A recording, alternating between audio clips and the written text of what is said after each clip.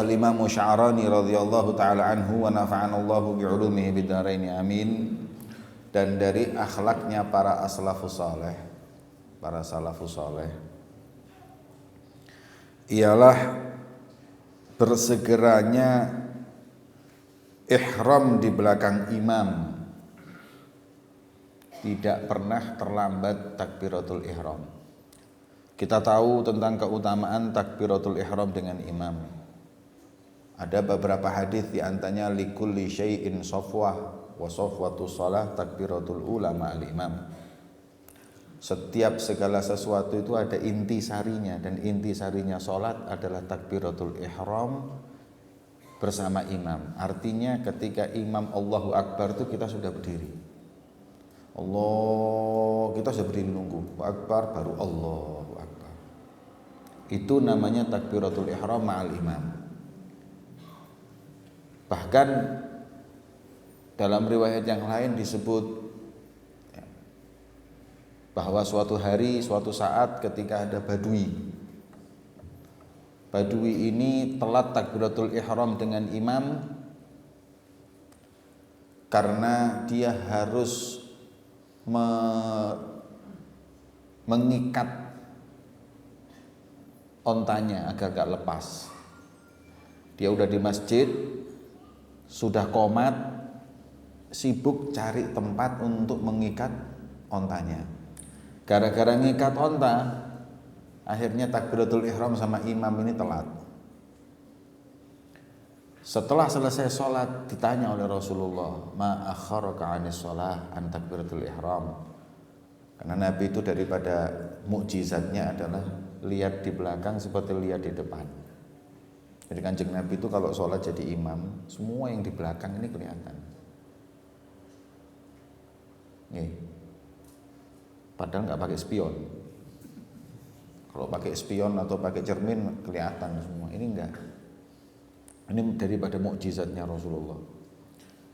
Setelah itu si badui ini menjawab, ya Rasulullah, tadi sayanya nggak telat, tapi cari tempat untuk mengikat onta ini nggak ada. Saya sudah keliling nggak ketemu, akhirnya ketemunya agak jauh, gara-gara itu saya telat.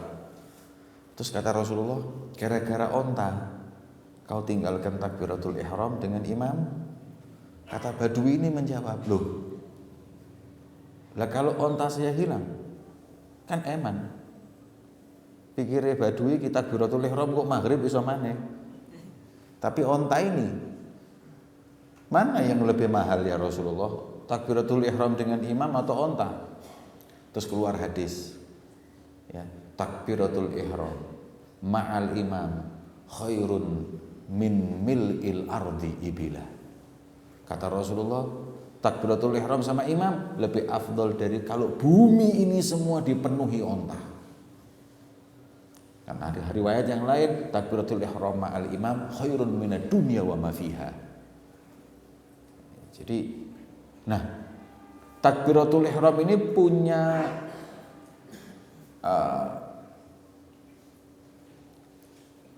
punya pahala yang besar, kedudukan yang tinggi, dan manfaat. Kalau pahala besar sudah jelas, ya, kedudukan yang tinggi sampai keluar hadis-hadis tersebut. Kemudian ditambah lagi takbiratul ihram dengan imam ini, ya, tidaklah ditinggalkan kecuali orang yang disebutkan Imam Sya'rani mutahawinun li amrillah. Dia orang yang ngeremehin perintahnya Allah Subhanahu wa taala. Ini yang bahaya. Maka itu beliau mengatakan di sini, lakin la li'illati thawab. Jadi mereka itu nggak pernah meninggalkan takbiratul ihram sama imam bukan karena pahala yang besar yang Allah berikan buat orang yang takbiratul ihram pas imam itu pahalanya besar, bukan untuk pahalanya, bukan juga untuk liladzat mujalasatin lil haq, bukan karena nikmatnya sholat hingga mereka nggak terlambat takbiratul ihram dengan imam, ya. Fa innal mubadir li ajri dzalik innama huwa sa'in fi haddi nafsi. Kalau apabila dia hanya untuk pahala, dia untuk karena nikmatnya dirinya, berarti dia itu keburu-buru atau cepatnya, bersegeranya untuk urusan pribadinya dia. Bikhilaf man kana al-ba'its lahu ala tilkal mubadarah ta'zim li amrillah. Beda dengan orang yang dia enggak telat takbiratul ihram, bersegera takbiratul ihram bukan karena nikmatnya sholat, bukan karena pahala, karena apa? Panggilan ini dari Allah dan saya bersegera mendatangi panggilannya Allah, enggak akan telat. Itu yang lebih besar keutamaannya buat orang yang nggak telat takbiratul ihram dengan imam. Makanya ayam Habib Ali bin Muhammad al-Habsyi ini ada cerita. Di zamannya Habib Ali Habsyi itu ada perempuan mu'alaf masuk Islam. Kemudian sama perempuan-perempuan di Sewun di kotanya Habib Ali Habsyi itu diajarin sholat, diajarin wudhu, diajarin sholat, diajarin semua. Sampai diajarin pula bahwa termasuk syurutus sholat adalah istiqbalul kiblah. Orang mau sholat itu harus menghadap kiblat, ngadap kiblat. Si mu'alaf ini tanya, kiblatnya itu apa? Ka'bah. Ka'bah itu di Mekah. Arahnya di sini. Kamu kalau sholat harus menghadap ke Ka'bah. Ka'bah itu loh fotonya itu. Ka'bah itu kayak gitu tuh. Fotonya ada fotonya Ka'bah. Oh. Jadi syaratnya sholat harus menghadap Ka'bah. Iya. Ya udah. Diajarin. Karena dia masih baru masuk Islam, tiap kali sholat ini oleh para muslimah yang lain diperhatikan tiap takbir itu lambat. Allah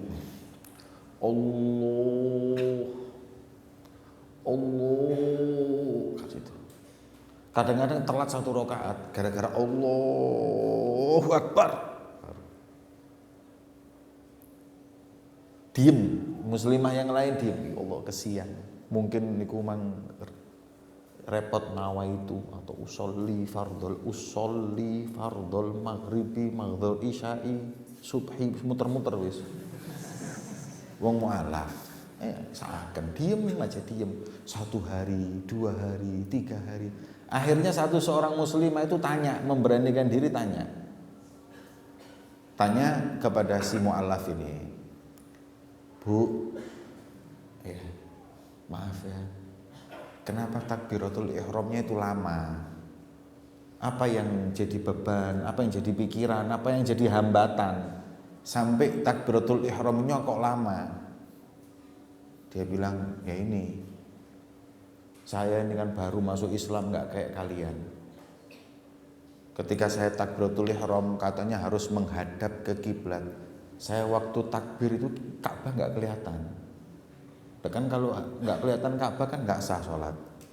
Jadi saya ulangi sampai saya lihat depan mata saya Ka'bah, baru Allahu Akbar saya. Muslimah yang bingung ya. Saya mulai kecil muslim nggak tahu ya. Sepisan ya gak tahu takbir ketok Ka'bah. Ini langsung lihat Ka'bah, padahal baru masuk Islam mungkin berapa hari. Melihat atau menyaksikan hal seperti ini, heboh, rame nih. Nek saiki jenenge wis viral iki. Kon karo iki jatah mlebu Islam, dapat karomah langsung dari Allah. Setiap takbir langsung lihat Ka'bah. Karena aulia seperti itu hadirin. Karena ba'dhu sholihin kalau sholat di musola, nggak ada kompas zaman itu, nggak ada HP, nggak ada semuanya. Kalau di sholat di satu tempat di mihrab itu ainul basirahnya langsung ke Ka'bah, miring kanan, miring kiri tahu semuanya. Di Tarim itu ada satu masjid yang mihrabnya itu sama masjidnya beda. Mihrabnya agak ke sana, masjidnya ke sini. Ini sesuai dengan perhitungan mereka. Miringnya karena dulu ada satu wali min auliyaillah sholat miring gini. Diingetin nggak harus miring lurus karena masjidnya ini sudah ngadep kiblat, nggak mau dia miring. Sampai berapa puluh tahun, ratusan tahun kemudian ketika kompas ditemukan baru kiblatnya wali ini yang benar, kiblatnya jamaah yang salah. Untuk bisa tahu, belum ada kompas waktu itu. Nah ini juga gitu. Allahu Akbar baru lihat Ka'bah. Orang-orang ini heboh, ribut, sampai ngelapor ke Habib Ali Habsyi Sohibul Maulid. Kayak Habib, kita ini mulai kecil masuk Islam, belum pernah sekali sholat ngadep Ka'bah. Ngelihat Ka'bah belum pernah, ngadep aja iya, tapi ngelihat nggak pernah kalau sholat, kecuali kalau di Mekah sana. Ini kok bisa Habib? Kif kok bisa dapat karomah? Kata min sofa sari roto, karena bersihnya hatinya. Ya Allah Habib, terus kita sholatnya ini gimana? Kalah sama mu'alaf yang baru seminggu masuk Islam.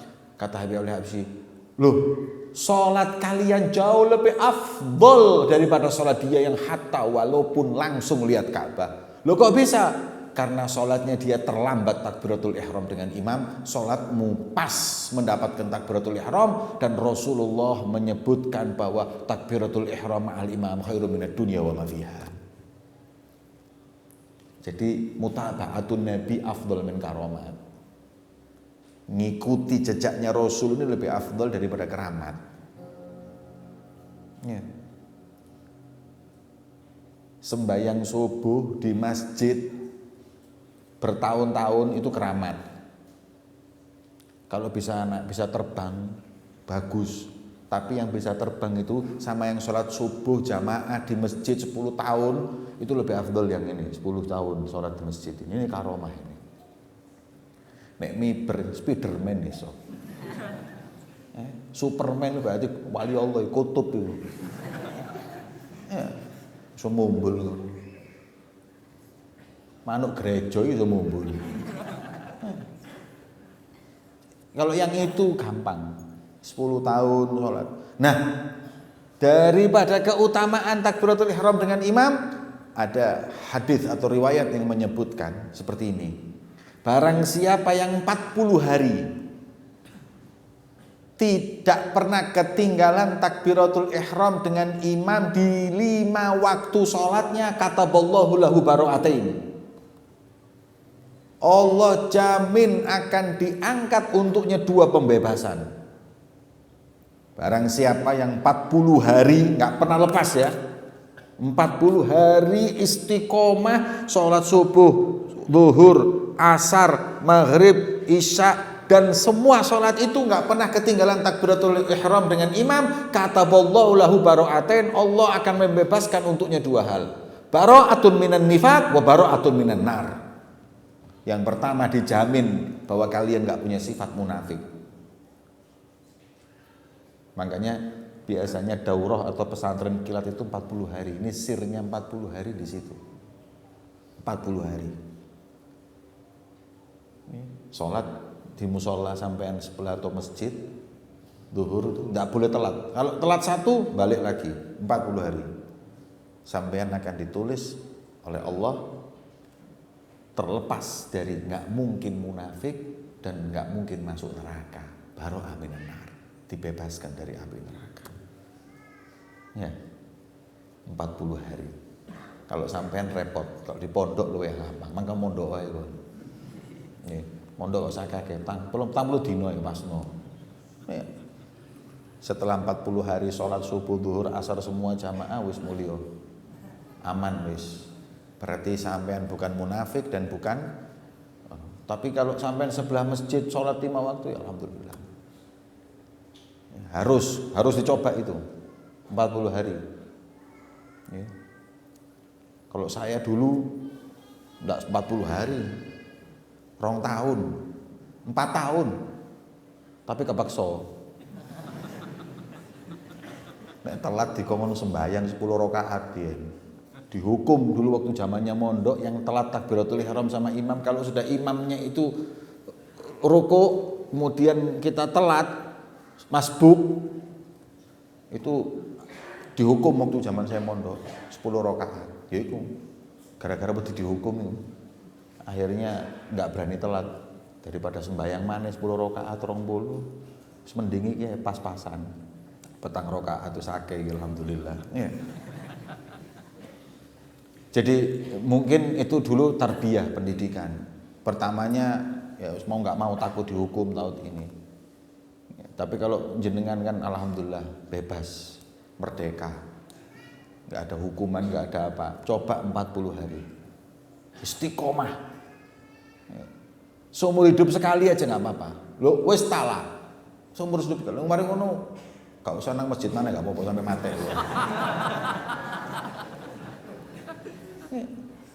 Tapi begitu, nggak kotong iya, wis tala. 40 hari, 5 waktu jangan telat takbiratul ihram. 40 hari. Sampeyan coba. Terus mari ngono gak usah nang masjid mana wis cukup. Wis sampai mati sampai tuwek gak usah nang masjid mana. Loh, gitu cobaan. Oleh 40 dina kan berubah. Kangen mbek masjid. Tahu nikmatnya masjid. Waduh. Nah, akhirnya dari situ setelah mujahadah 40 hari nggak bisa berhenti sampean. Man meninggal di masjid. Man. Oh, lebih nanti. Bisa 4 tahun, bisa 40 tahun. Maka itu, tapi minimal 40 hari. Coba, ini namanya mujahadatun nafas. Pokoknya janjinya Nabi kan gitu. Kita ikuti aja. Seperti ceritanya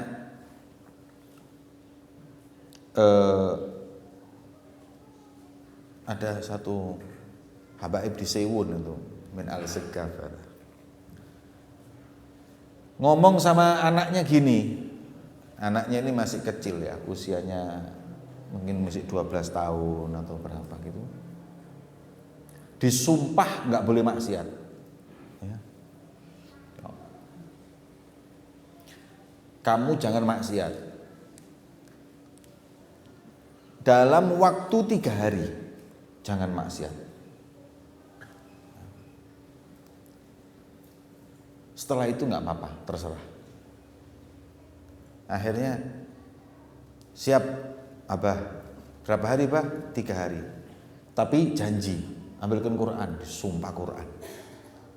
Anak ini disumpah Quran, demi Allah saya bersumpah untuk tidak melanggar perintah Allah, nggak maksiat sama Allah dalam waktu 3 hari. Udah. Akhirnya selesai, wis gak wani maksiat. Waduh aku sumpah rek gak wani. Ate ndelok kodenayamul astagfirullahaladzim. Ate goro, ate ngerasani wong astagfirullah. Tahan, gak kuat, aduh gak kuat ngerasani ya Allah. Setelah 3 hari dia datengin abahnya. Wah 3 hari sudah. Abot, berat, angel. 3 hari ini sulit. Habis ini selesai ya sumpahnya. Kata ayahnya, saya perpanjang 3 hari lagi. Ambilkan Quran lagi, Bah. Sudah, Bah, cukup, Bah. 3 hari aja. Akhirnya disumpah lagi 3 hari, jangan maksiat. 3 hari lagi. Setelah 3 hari disumpah, datang yang wis Bah, cukup Bah, ya Allah Bah, kuat Bah. Sudah Bah, tolong Bah. Ya Pak, sudah enggak maksiat belas, sudah enggak maksiat sama sekali. Saya jaga pandangan, jaga mulut, jaga semua ya Abah. Terakhir 3 hari. Ya wis. Kemudian disumpah lagi, saya enggak maksiat demi Allah, saya bersumpah saya tidak akan maksiat dalam 3 hari. Habis 9 hari. Setelah yang 9 hari terakhir dipanggil lagi sama abahnya ngambil Quran. Wis, nggak usah disumpah. Saya sudah merasakan hinanya maksiat, jijiknya kemaksiatan. Insya Allah nggak usah disumpah, saya nggak akan maksiat. Senyum bapaknya. Ada libatnya. Ya ini yang saya pengen. Wajad karahiyatul maksiyah fi qalbi. Dia dapetin bencinya maksiat dalam hati, tidak usah disumpah. Jadi memang awalnya itu repot.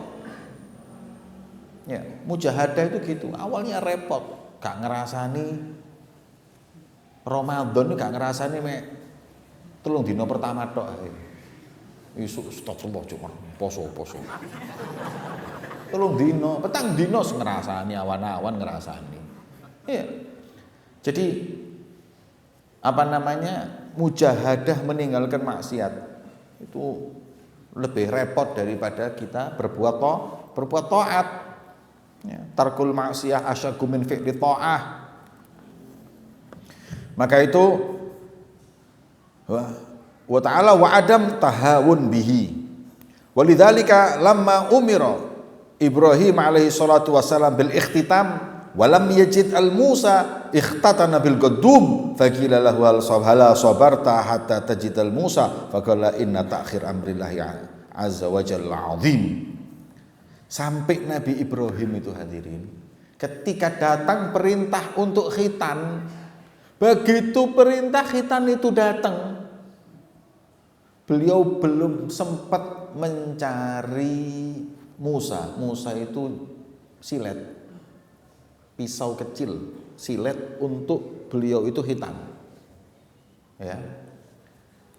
Akan tetapi ketika perintah Allah itu datangnya segera, nggak pakai nunggu cari silet, langsung dia ambil boding, disunat di boding, del, wis.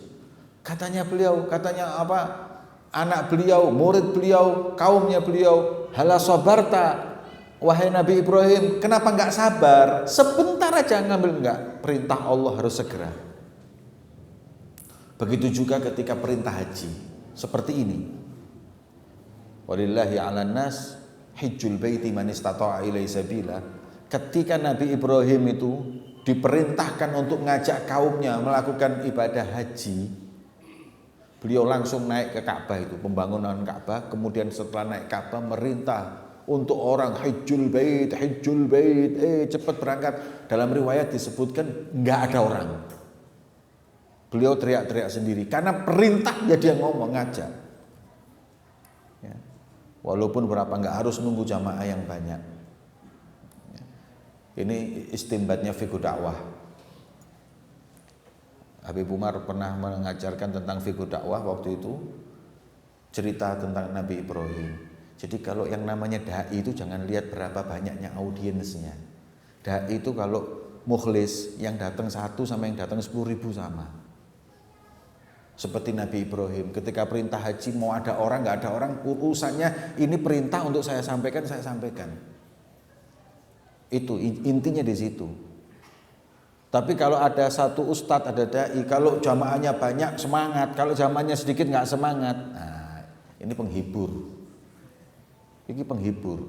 Bukan dia itu pengajak. Kalau mau ngajak 1 orang pun dijak. Ya. Maka itu fa'lam dzalik ya akhi, ketahuilah wahai saudaraku, wa'mal alaih, dan amalkan takbiratul ihram dengan imam. Ya. Untuk apa tadi? Ada 3 macam. Karena memang enaknya sholat. Enak sholat, segera pengen sholat karena nikmatnya sholat. Bukan. Itu urusan dia dengan dirinya. Karena pahalanya besar. Iya, tapi bukan itu yang, tapi ta'zim li amrillah. Ini perintah Allah. Ini panggilan. Kalau Allah pengen saya datang duluan. Allah pengen saya sholat duluan. Ya. Itu sirnya dari takbiratul ihram sama imam. Jadi nggak terlambatnya kita sholat itu menunjukkan bahwa kita ini semangat ibadah. Kita ini mendahulukan perintah Allah. Qaumun kiramun atharullaha rabbahum fa'atharahum wahtassahum bil wilayati, kata Imam Haddad. Ini mereka orang-orang mulia yang ketika di dunia dahulukan Allah, maka mereka didahulukan oleh Allah. Dan mereka diberi khususiyah yang namanya wilayah, wali. Makanya wali itu karena itu tadi, takbiratul ihram dengan imam. Saya pernah ke Pekalongan di tempatnya Habib Ahmad bin Thalib Al-Attas itu. Beliau itu nggak pernah ninggal sholat 5 waktu di masjid. Bertahun-tahun mulai mudanya beliau. Sampai ketika tua, beliau sudah nggak mampu lagi ke masjid, beliau nggak mau ninggalin masjid. Akhirnya apa? Rumahnya yang depan itu dipotong dibuat masjid, mushola raudhah itu. Kalau sampean pernah ke Pekalongan Hall yang bikin acara itu ada raudhah itu karena beliau dulu kalau sholat di masjid, begitu sudah tua nggak mampu ke masjid karena jauh, dia buat masjid di depan rumahnya. supaya nggak ninggalin sholat masjid sampai tua. Masya Allah. Hebat. Itulah akhlakul qaum. Dan dari akhlaknya para salaf kita, akhlaknya para aulia wassalihin, hawanu dunya indahum, dunia dipandang rendah oleh mereka. Dunia ini dipandang rendah. Kalau mereka itu sudah mandang rendah, nggak akan berselisih untuk urusan sesuatu yang rendah. Cuman kalau dunia itu dipandang besar, mereka akan berantem, akan bunuh-bunuhan dan semuanya demi dunia itu. Maka bagaimana kita memandang dunia? Aturannya dunia itu harus dipandang rendah. Cuman kita bisa seperti itu hanya di lisan. Wah, dunia. Apa bener delok wong duwe motor anyar. Kaya tok dunia. Culek ngene kon. Iku omongane wong iri. Kalau Anda memang seperti itu, biar di hati, hawan dunia. Ya. Jangan pernah membanggakan dunia atau ahlu dunia. Orang kaya itu juga gak perlu dibanggakan. Biasa aja. Kalau ada orang kaya plus soleh gak apa-apa. Nek kaya tok gak usah diregani teman-teman, biasa. Gak ada keutamaan fadilah ikramul aghnia, gak ada. Pejabat iya, pejabat masih iya. Tapi kalau orang kaya, nggak ada keutamaan kita menghargai dia karena kekayaan. Yang ada malah ancaman. Man tawadha'a li ghaniyyin li ghinahu dhahaba thulutha dini. Dalam riwayat yang lain, man qabbala yada ghaniyyin li ghinahu dhahaba thulutha dini. Barang siapa yang tawadhu, rendah hati, monggo merunduk-merunduk ke orang kaya atau cium tangan orang kaya, hilang dari hatinya 2/3 keimanannya. Karena takzimud dunianya. Tapi kalau kayanya soleh, ahli ibadah, ya, soleh ahli ibadah, loman maneh, waduh, ambungen wis. Sak bathuk-bathuke ambungen. Ya. Tapi kalau dia itu kaya, nggak ahli ibadah, malah tukang maksiat, tambah jangan diregani, jangan dihargai, biasa aja. Cuman kita sudah menjadi, karena dunia ini agung di kita. Oke, wah, kalau wong sugih ribut, karena dunia azim buat mereka. Tapi kalau hawan, ya, dia menganggap rendah dunia, tidak akan. Apalagi ahlu dunianya, dunianya nggak dianggap bos agung, orang ahli dunia juga nggak. Ya, kita hargai orang semua, mau yang miskin, mau yang kaya. Tapi jangan sampai kita menghargai orang kaya karena kekayaannya, bukan karena orangnya tua, orangnya soleh ataupun yang lain. Ya. Soge, soleh, loman, wah wis. Nabi Sulaiman ya. Soge, medit, tukang maksiat, Fir'aun. Ya.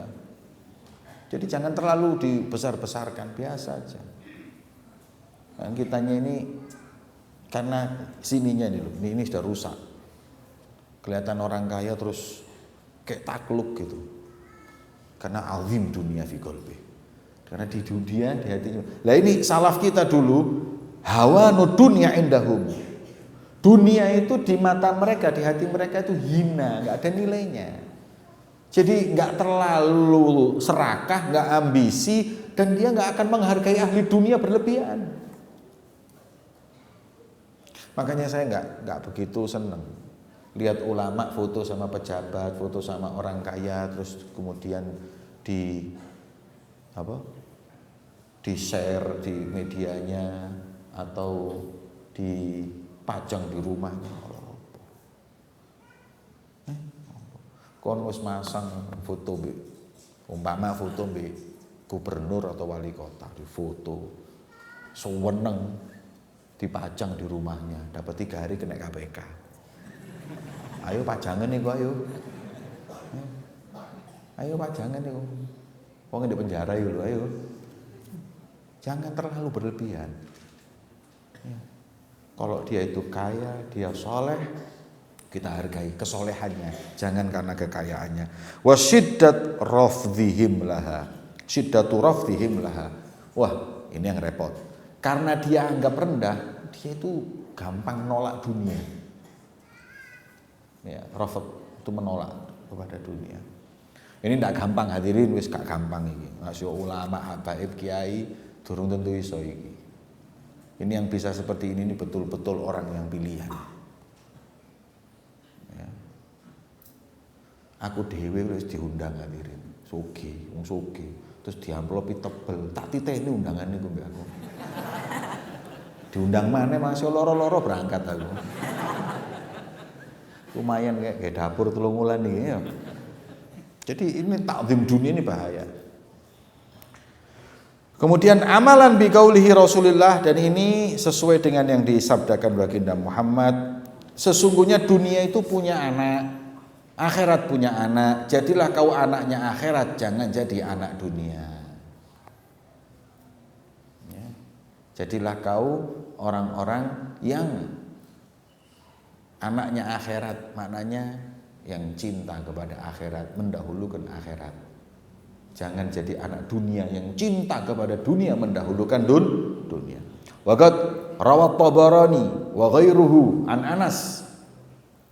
Dalam riwayat yang disampaikan Imam Tabarani dari sahabat Anas radhiyallahu an, beliau berkata, dakhaltu ala Rasulillah yauman. Aku pernah suatu hari datang ke Rasulullah. Fawajadtuhu yadfa syai'an biyadihi. Dan aku dapati beliau kayak seakan-akan lagi nolak sesuatu dengan tangannya. Moh. Bingung Sayyidina Anas. Lapor Rasulullah ini.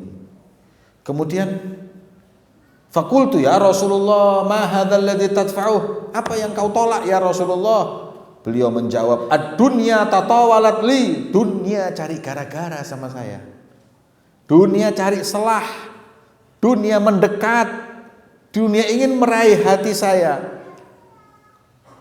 Fakultu laha, maka aku berkata kepada dunia, ilaika anni, rono, sana.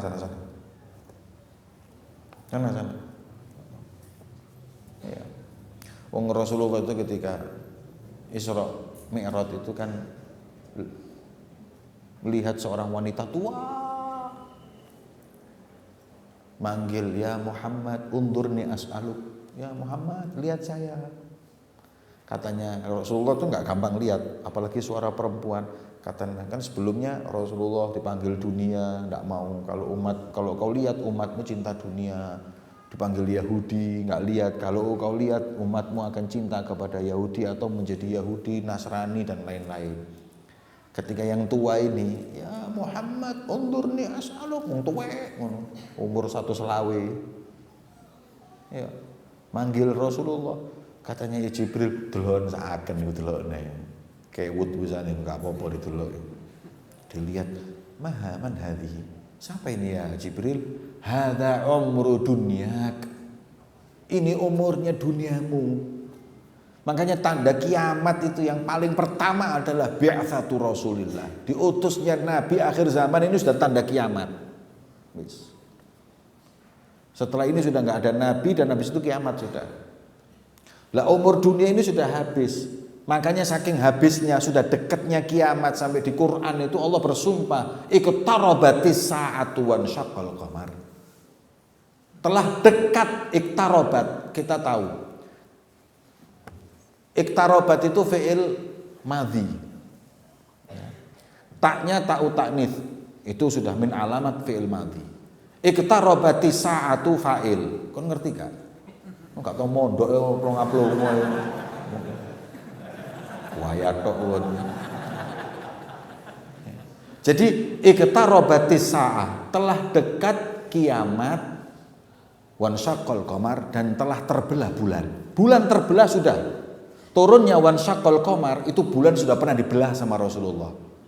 Fi'il madhi itu sudah berlalu, tapi perkataan iqtarabatis saah ini ya Itu bisa ditambahi qad juga, qad iqtarabati sa'ah, istilahnya fi'il madhi tandanya kan qad, ta'u ta'nits ya.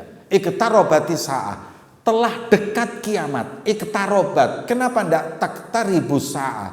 Sudah sedang dekat kiamat. Kok sudah dekat?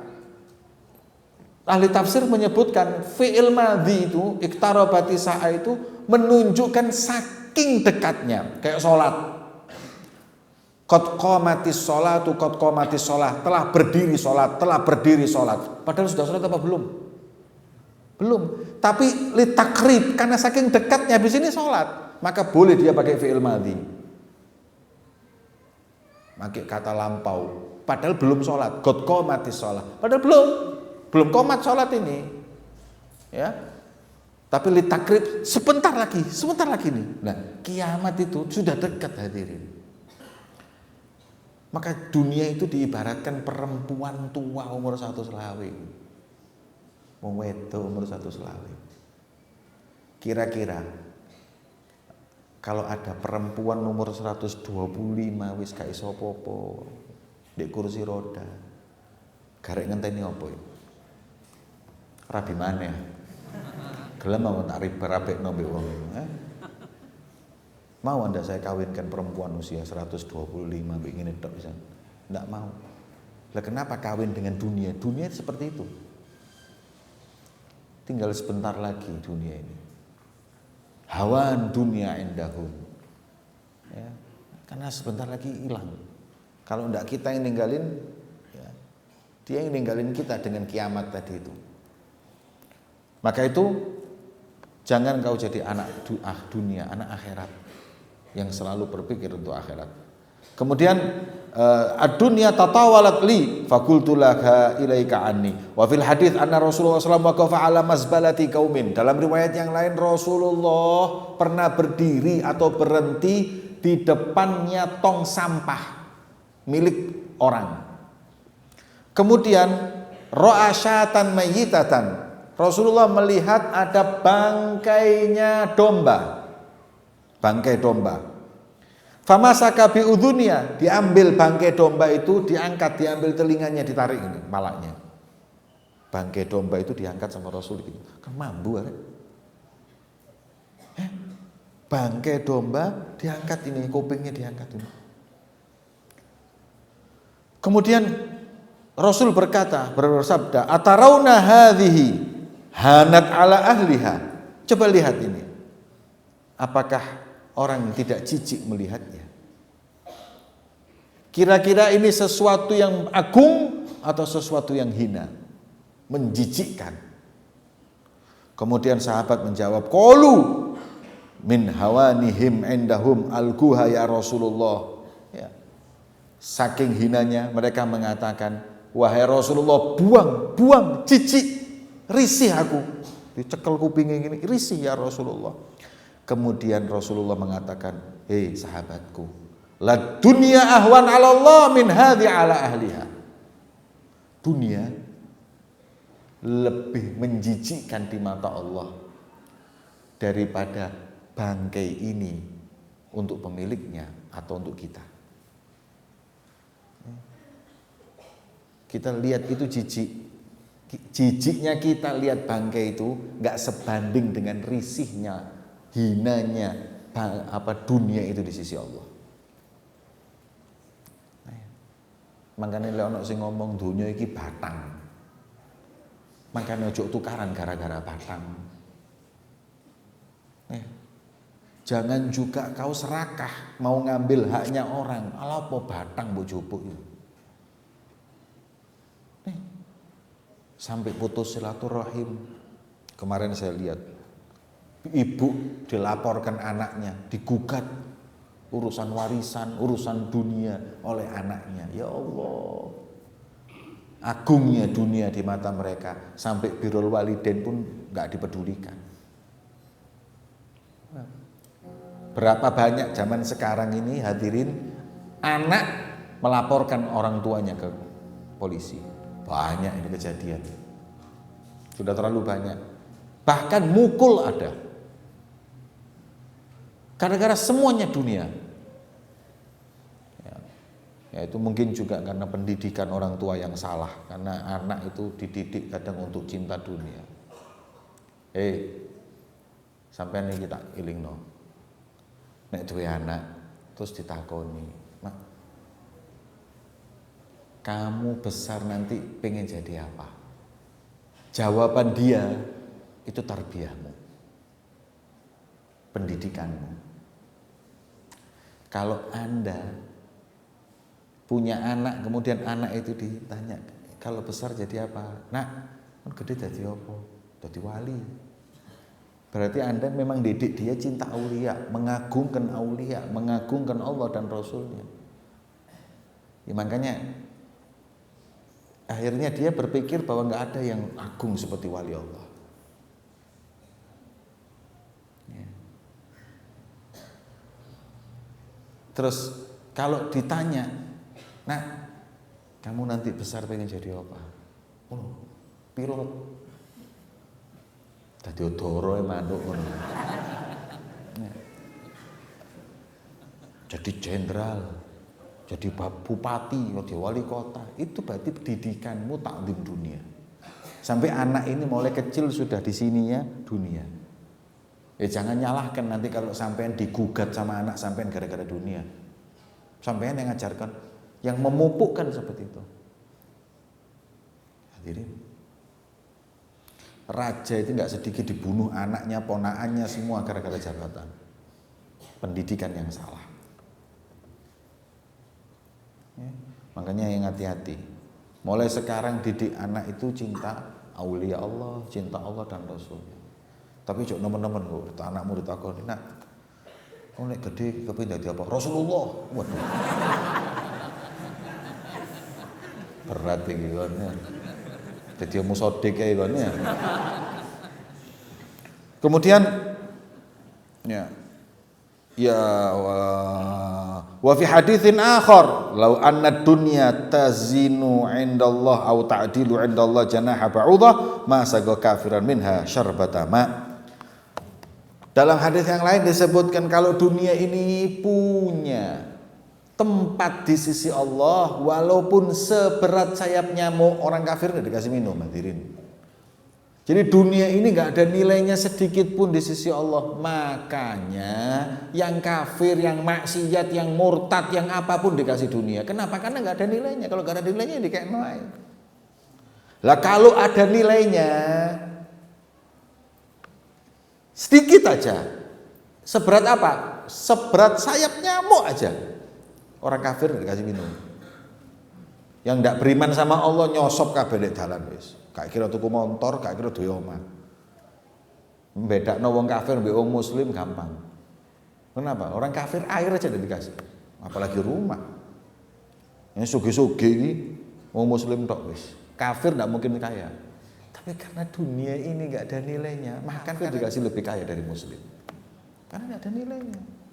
Sayap nyamuk, hadirin, bayangno, ayo timbangan gak iso nimbang sayap nyamuk. Saking ringannya. Itu pun ndak ada segitu. Makanya Habib Ali Al-Jufri pernah cerita waktu di Darul Mustafa dulu cerita. Ini kisah kalau umpama terjadi seperti ini adalah kisah yang bagaimana Anda nilai. Beliau cerita seperti ini. Ini fulan berantem sama fulan. Berantem sama fulan gara-gara keuangan. Ini fulan datang belani. Loh kenapa? Karena ini tadi uangnya dikurang pemberiannya. Loh kok inti harus berikan? Ini dua digempur, ngamuk. Yang ini keluarganya ikut campur. Keluarga ikut campur, akhirnya ribut, hadirin. Ribut satu kampung ngurusi masalah keuangan tadi ini. Setelah itu datang satu orang. Jadi saya tadi salah ceritanya. Jadi bukan masalah keuangan, masalah ya keuangan lah, enggak apa-apa. Masalah keuangan lah. Masalah emas lah. Masalah emas karena dulu kan pakai emas. Masalah emas. Tukaran ini kan teman-teman ini sampai sak kampung ngamuk hadirin, berantem. Kemudian datang satu orang. Sampean ini yang datang. Assalamualaikum. Kono apa rek geger-geger tukaran kono apa? Ini Ustaz, ini gimana? Aja gini, tak damekno. Ya Pak, ya Pak. Ada apa? Ini ngambil uang saya gini. Berapa uangnya? Uangnya 5 rupiah. Seberat sayap nyamuk ini. Dunia kan seberat sayap nyamuk. Uang saya yang diambil sama dia seberat sayap nyamuk, uang 5 rupiah. Kira-kira mbok damekno apa mbok bentukno pisan ndase. Kok niki gara-gara duit 5 ripis, kampung tukaran, kok niki gendeng. Langsung dicap kampung wong edan. Kenapa? Ya kalau berantem gara-gara uang 1 M kan masuk akal lah hadirin. Tapi kalau cuma gara-gara uang 5 rupiah berantem, kan nggak masuk akal. Berarti ini kampung ini orang gila semua. Nah, kata beliau, begitu pula di antara kita umat Islam. Kalau sudah ada orang berantem gara-gara warisan, orang berantem gara-gara uang, yang uang itu tidak ada nilainya, dunia ini semuanya nggak nyampe nilainya seperti sayap nyamuk, terus kita saling bunuh, saling nggak nyapa dan semuanya. Kira-kira itu dilakukan dan diperbuat oleh orang yang waras atau tidak? Intinya gak waras, gara-gara sayap nyamuk tukaran gak waras. Ini seperti itu. Ya. Gerok benci dunia itu enak dirungokno, ngelakon ini ku repot. Masa sing ngomong itu doyan doyan duit ya. Tapi ya nggak apa-apa, mungkin pas ngomong oleh hidayah lah ngono. Ya. Pokoknya tahu hadirin, orang itu kalau tahu penyakitnya bisa diobati. Kita ini baca kitab Tanbihul Mukhtarin ini nggak pantas. Iki kelasnya wong-wong sing kiai-kiai habaib-habaib kelas sing top-top itu baru baca. Kita ini, yang penting kita ini tahu di mana kesalahan kita. Nanti pelan-pelan kalau kita tahu itu diobati. Kayak kita ini ke dokter. Sampean ke dokter ngeluh sakit. Nah, yang penting sampean tahu dulu, saya sakit gigi, saya sakit mata, saya sakit perut, baru bisa diobati. Jangan sampean datang ke dokter, Pak dokter saya sakit apa? Wallahu a'lam. Saya sakit. Dulu kan sih mbok rasakno mbok pokoke loro aku. Gimana cara ngobatinya? Makanya kita ini tahu, aku iki cinta dunia, aku iki mendahulukan dunia, dunia masih di sini. Itu ada dulu, nanti tinggal ngobatinya. Yang penting tahu penyakitnya. Ya. Dokter didatangi, sampai datang ke saya, Beb saya ini sakit, Beb tolong obati saya. Lho apa kok ndak tahu Beb, saya sakit. Kita resep baikon. Insyaallah waras kon. Yo ndak tahu kok, saya gimana ngobatinya? Makanya panjenengan baca kutubus salaf itu supaya tahu ini loh kekurangan saya di sini, kekurangan saya di sini, kekurangannya di sini. Ini cocok dan sesuai dengan judulnya, menegur, mengingatkan orang yang hurur, orang yang tertipu di dunia ini, tertipu jabatan, tertipu dengan dunia dan lain-lain. Jadi kita ini supaya bangkit, aku salah, aku salah. Ini tujuannya. Wallahu a'lam bishawab.